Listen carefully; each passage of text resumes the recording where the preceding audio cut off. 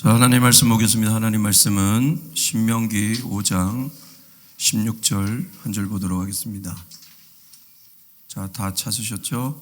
네. 자, 우리 한 목소리로 읽도록 하겠습니다. 시작. 너는 내 하나님 여호와께서 명령한 대로 내 부모를 공경하라. 그리하면 내 하나님 여호와가 내게 준 땅에서 내 생명이 길고 복을 누리리라. 아멘.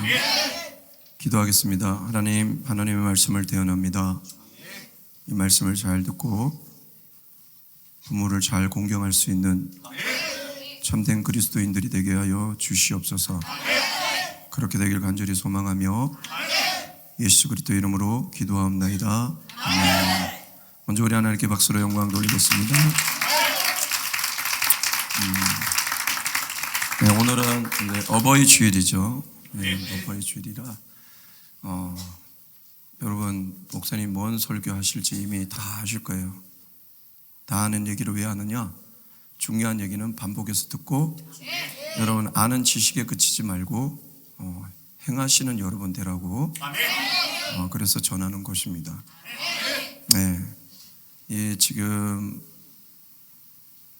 이 신명기 5장 16절 이 말씀은 십계명에 이제 들어간 말씀이죠. 십계명은 우리 신앙에 있어서 매우 중요하고 절대 잊지 말아야 될 중요한 신앙의 가치입니다. 우리의. 왜 그러냐면 하나님께서 직접 제정하신 613개의 조항을 갖고 있는 율법에 응집된 핵심이 바로 십계명이기 때문에 그렇습니다. 그리고 우리의 신앙의 핵심 계명일 뿐만 아니라 신앙인이라면 반드시 추구해야 될 가장 가치 있는 하나님의 명령이기 때문에 그렇습니다.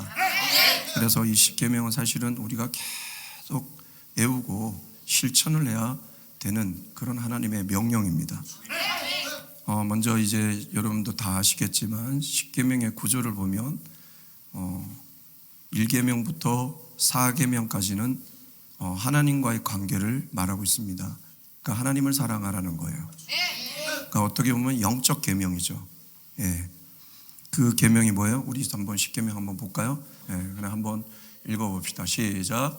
너는 나 외에는 다른 신들을 내게 두지 말라. 너를 위하여 새긴 우상을 만들지 말고 그것들에게 절하지 말며 그것들을 섬기지 말라. 너는 내 하나님 여호와의 이름을 망령되게 부르지 말라. 안식일을 기록하여 거룩하게 지키라. 이게 바로 1계명부터 4계명 하나님과의 관계, 즉 하나님을 사랑하는 영적 계명입니다. 다음 5계명부터 10계명은 사랑과의 관계를 강조하는 계명이죠. 그러니까 이웃 사랑을 실천하라는 거예요. 어떻게 보면 삼적 계명이라고 볼 수 있죠. 아까는 영적이라면 지금 삶을 우리게 어떻게 살아야 되냐는 삶을 가르치는 중요한 계명이라고 볼 수 있죠. 자, 한번 읽어봅시다. 시작.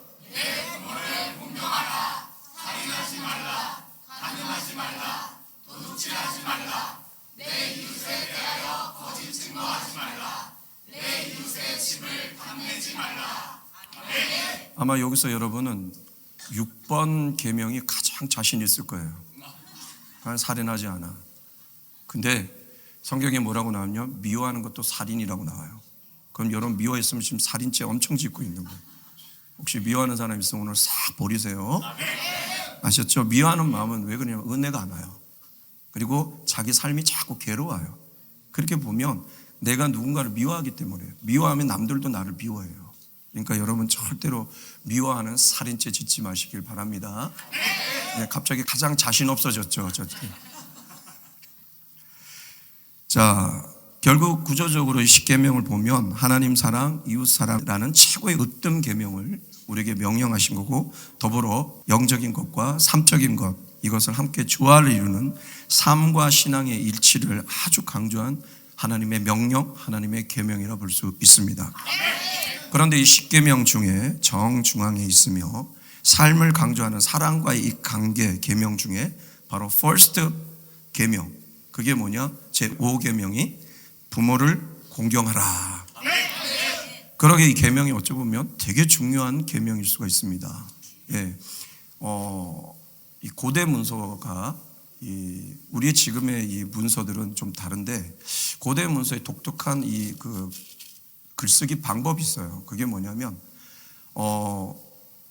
보통 우리는 이제 서론에다가 핵심을 넣거나 끝에다가 핵심을 넣어서 이제 귀납법, 연역법 이렇게 이제 글을 쓰는데 이 고대 문서에는 중요한 내용을 중간에다 넣어요. 중간에다가. 그래서 그 주기도문도 읽다 보면 정중앙에 단어가 있는데 딱 중앙에 그게 있어요. 이게 중요한 포인트예요. 일용할 양식을 주옵소서가. 근데 오늘도 보면 그 5계명이 정중앙에 있다라고 볼 수 있죠. 왜 그러냐면 구분이 되잖아요. 그죠? 하나님과 사람 사이에 퍼스트 계명인데 정중앙에 놓은 이유가 뭘까요? 왜 이렇게 중요할까요? 왜 하나님께서 직접 제정하신 거잖아요. 저는 그렇게 봅니다. 하나님의 섭리로 부모를 통해서 우리가 이 땅에 태어났는데 우리의 눈에 보이는 부모를 공경하지 못하면서 과연 우리를 부모와 같이 이끄시는 하나님을 공경할 수 있겠습니까? 성경의 뉘앙스도 그런 말씀은 없지만 눈에 보이는 부모를 공경하지 못하는데 어찌 눈에 보이지 않는 나 하나님을 너희가 공경할 수 있느냐라는 정확한 말씀은 없습니다. 그런데 어디서 그 말씀을 우리가 가져올 수 있냐면 요한일서 4장 20절에 이런 말씀이 있습니다. 제가 읽어드릴 때 한번 보세요. 누구든지 하나님을 사랑하노라 하고 그 형제를 미워하면 이는 거짓말하는 자니 보는 바 그 형제를 사랑하지 아니하는 자는 보지 못하는 바 하나님을 사랑할 수 없느니라. 그러니까 보이는 형제를 사랑하지 못하면 어떻게 보이는 형제도 사랑하지 못하는데 보이지 않는 하나님을 사랑할 수 있느냐는 얘기예요. 이 말을 바꿔보면 눈에 보이는 부모를 공경하고 사랑하지 못하면서 어떻게 눈에 안 보이는 하나님을 공경하고 사랑할 수 있냐는 반문인 거예요. 결국은 이렇게 볼 수 있죠. 이 부모를 공경할 때 바로 하나님과의 올바른 관계가 생성된다는 거예요. 예, 그렇기 때문에 이것이 중요해요. 내가 아무리 하나님을 잘 섬기는데 부모에게 아주 못된 짓 해, 부모를 미워해, 부모를 싫어해, 경멸해. 그렇다면 이 위에 내 관계 하지 않았다는 거예요. 그래서 이 부모를 공경할 때 이 위의 관계가 제대로 되는 거예요. 그래서 아마 그렇게 말씀하셨던 것 같아요. 저기다 놓고 되게 중요한 포인트로 두신 것 같습니다. 자, 그렇다면 저는 또 그렇게 봅니다. 다른 의미로 보자면 하나님과 관계가 좋은 사람이 부모를 공경하지 않겠습니까? 하나님하고 관계가 좋은 사람은 이 원수와 같은 이 개차반인 나를 죽기까지 사랑하시고 안아주신 그 주님의 놀라운 사랑을 체험하고 경험하고 체득하는데, 그렇게 체득한 사람은 누구까지 사랑해요? 원수까지 사랑하는데 하물며 부모를 공경하고 사랑하지 못하겠습니까? 그러다 보니까 여기 부모를 공경하지 못하면 위로도 제대로 된 것이 아니라 제대로 신앙생활 한 사람은 반드시 부모를 공경하고 사랑할 수밖에 없습니다. 여러분 아시겠습니까? 그래서 정중앙에 놓은 거예요. 또한 뭐냐? 바로 부모를 공경하여 하나님으로부터 이렇게 잘 된 사람은 이웃과의 관계도 좋게 될 수밖에 없다라는 얘기입니다. 예, 부모를 공경하는 사람 사람과의 관계가 좋습니다. 좋습니다. 저는 그런 걸 많이 봅니다. 예. 근데 부모하고 사이가 이렇게 안 좋은 사람들은 특별히 목회자하고도 그래요. 예. 부모에게 어느 상처가 있는데 저랑 이렇게 뭘 하다가 이래 보면 저 모습에서 부모의 모습이 살짝 보이면 그때부터 거리를 둬요. 목회자인데도 불구하고. 그래서 느껴져서 그게 왜 그런가를 물어보면 제가 이렇게 상처받은 아빠의 모습이 있는데 목사님 어떤 말투에서 그렇게 탁 느껴졌다는 거예요. 자기 아빠의 말투하고 내가 비슷하니까 딱 그런 거예요. 그럼 저는 물어봐요. 그분이 강원도 삼척시 도계읍 탄광촌에 태어났고, 예, 그걸 다 물어봐요. 예, 아니란 말이에요. 근데 우리는 그런 흔적이 있다 보니까 그런 상처들이 나를 자꾸 경계하게 만들고 위축되게 만든단 말이에요. 그러니까 사람 관계 속에 그렇지 않은 사람들만 올리지 그렇게 비슷한 사람은 자꾸 이렇게 관계가 소원해지는 경우가 있습니다. 그렇기 때문에 여러분, 부모하고 이 공경의 마음을 있는 사람들은 이 사랑과의 관계도 좋게 잘하게 되더라고요. 근데 여러분, 사실 이 부모를 공경하라는 이 말씀을 준비하면서 참 마음이 무겁습니다. 사실은 제가 이게 말씀이 왜 힘들었냐면 요즘 참 안타까운 것은 부모가 부모 역할을 못하고 전혀 부모답지 않는 모습을 보이는 그런 사람들이 너무 많기 때문에 참 힘듭니다. 예, 정말 심각할 정도입니다. 그래서 참 어떻게 할까 이 말씀을, 그리고 우리가 이 끝나면 사실 그런 노래를 불러요. 나 실제 괴로움다 그렇게 하는데 오늘은 안 부르려고요. 예, 이게 마음이 좀 무겁습니다. 예, 부모도 잘해야 돼요. 부모도 잘해야 돼요. 그래서 말씀에 보니까 부모도 자녀를 노엽게 하지 말라고 나와 있어요. 예, 노엽게 하는 부모가 있어요. 낳아줬다고 부모가 아니라 부모의 책임을 다하고 잘 길러주는 것도 부모인데 그냥 방치하듯 어떻게 버리듯 내 엔조이를 위해서 내 기분에 의해서 자식은 상처받든지 말든지 그렇게 하는 부모가 있더라는 거예요. 그러면 자식이 얼마나 상처가 되겠습니까? 얼마나 마음이 아프겠습니까? 제가 그렇더라고요. 제가 어릴 때 보니까 내가 가장 고통스러웠을 때가 어디냐면 부모가 싸울 때예요. 싸울 때 막 너무 소스라치게 괴로운 거예요. 두 분이 막 언성이 올라가면 막 이 마음이 불안해서 막 미칠 것 같아요. 아이들이 얼마나 상처를 받냔 말이에요. 오늘날 이혼 가정도 많고 편부모 가정도 많고 이런 걸 볼 때 참 마음이 아프고 이 설교가 점점 어려워지는 것 같습니다. 그런데 여러분, 그럼에도 불구하고 우리 믿는 자라면 하나님의 명령이기 때문에 우리 부모를 공경했으면 좋겠습니다. 왜? 아까 얘기했죠. 하나님의 믿는 사람은 하나님의 명령을 지켜야 될 의무가 있기 때문에 그렇습니다. 내 부모가 정말 아닌 것 같음에도 불구하고 여러분이 오늘 이것이 하나님의 명령이라고 생각하고 인식하고 그 부모를 공경한다면 하나님께서 반드시 네가 네 부모가 너한테 그렇게 했는데도 불구하고 내 명령을 받들어 네가 그 부모를 공경했느냐? 내가 복을 주리라. 그래서 그러는 거예요. 다른 사람에게 기감이 될 수 있죠. 제가 오래전에 서민갑부라는 프로그램을 한번 봤습니다. 그 프로그램을 보고 참 감동을 받았습니다. 부모가 이혼을 했어요. 하고 엄마가 떠났습니다. 버리고 어린 나이에 홀로 죽을 고생을 했습니다. 그리고 나중에 다른 엄마가 왔어요. 그래도 이 엄마가 계모인데도 불구하고 잘해줬던 것 같아요. 잘해줬는지 안 해줬는지 친엄마 같겠습니까? 그럼에도 불구하고 이 아들이 그 계모를 섬기는데 얼마나 잘 섬긴지 몰라요. 그러니까 하는 모든 일이 잘 돼요. 신기할 정도로 잘 돼요. 그런데 오늘 이제 일을 끝나고 차를 끌고 우리 다른 데로 가는 거예요. 막 가는 거예요. 그래서 봤더니 자기를 버린 엄마를 찾아가는 거예요. 그 엄마도 버렸지만 오랜 후에 만난 거예요. 근데 그 엄마도 섬기는 거예요. 그러니까 어떻게 됐냐? 모든 일이 잘 돼요. 서민 갑부가 됐다니까요. 엄청난 거예요. 이 사람이 가면 다른 제품과 똑같은 제품인데 이 사람만 가면 이 사람의 제품을 사는 거예요. 사람들이 신기하게. 그걸 보면서 야, 그렇구나. 이게 원리구나. 하나님의 원리가 이 땅에 다 있구나.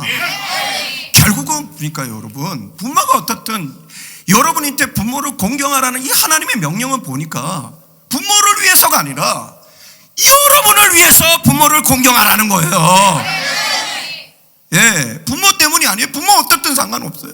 여러분이 부모를 공경하면 여러분 때문에 그래요. 여러분의 신앙이 잘 되고 여러분의 삶이 잘 되고 이 땅에 하나님의 복을 받아 누리게 하시려고 네 부모가 어떻든 공경하라는 것입니다. 공경하는 순간 부모로 받던 모든 상처 떠나갈 것입니다. 그리고 하나님과의 바른 관계 속에 여러분의 영이 회복될 것이고 여러분의 삶 속에 강건하여지고 형통하고 풍요로워지는 하나님의 복을 누릴 것입니다. 그래서 오늘 본문도 뭐라고 합니까? 너는 네 하나님 여호와께서 명령한 대로 네 부모를 공경하라. 그리하면 네 하나님 여호와가 네게 준 땅에서 네 생명이 길고 복을 누리리라. 할렐루야. 이 말씀을 보면 우리를 위한 거예요. 우리를. 근데 바보 같은 사람들은 왜 부모를 공경해야 돼? 나에게 이렇게 상처 준 부모에게 왜 공경해야 돼? 지혜롭지 못해서 그런 거예요.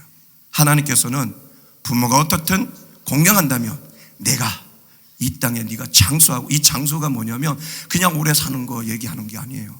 강건하여 모세와처럼 기력이 세하지 않고 강건하여지는 장수의 역사가 있고, 그 다음에 하나님의 복은 뭐예요? 손과 발이 닿는 곳에 들어가도 나가도 복을 받고 내가 하는 모든 것에 하나님 복을 주셔서 형통과 풍요의 복을 누리는 것입니다. 아시겠습니까? 그리고 영적으로는 여러분 삶에 늘 평안과 안식과 기쁨이 넘치게 되는 거예요. 오늘 부모를 공경하여 이 축복을 누리는 여러분 되시기에 주님의 이름으로 축복합니다. 축복합니다. 축복합니다. 앞뒤 잡은 인사합시다. 부모를 공경합시다. 시작.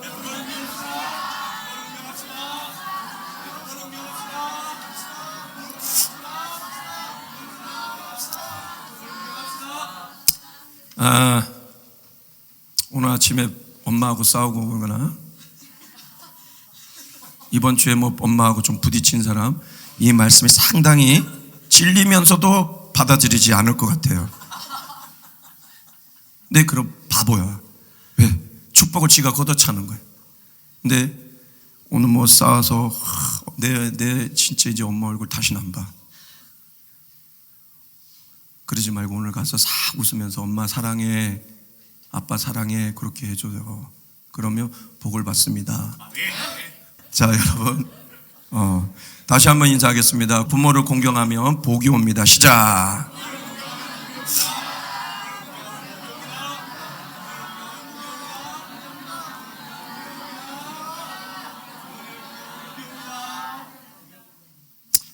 말씀의 결론을 맺겠습니다. 그러므로 오늘 어버이 주일을 기념하여 예배하는 우리 부모가 어떻든 그 부모를 공경하셔서 하늘의 큰 축복을 받아 누리는 여러분 되시길 주님의 이름으로 축복합니다. 축복합니다. 기도하겠습니다.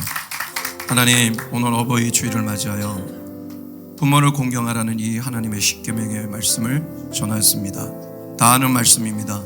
그러나 우리가 삶을 살다 보면 부모로부터 받은 상처, 아픔, 또한 부모 같지 않는 모습들을 보여 부모를 아버지 하나님 공경하지 못하는 마음으로 살아갈 때가 많았습니다. 그러나 이제 오늘 이 말씀이 하나님의 명령이고, 그렇기 때문에 우리가 부모를 공경할 때 결국은 부모를 위한 것이 아니라 내 삶이 이 땅에서 복을 받고 장수하여 정말 아름다운 삶을 영유하기 위한 하나님의 놀라운 사랑의 계획임을 믿고 부모를 공경할 수 있는 우리 성도님 모두가 될 수 있도록 주님 인도하여 주시옵소서. 그렇게 되길 간절히 소망하며 예수 그리스도의 이름으로 기도하옵나이다. 아멘.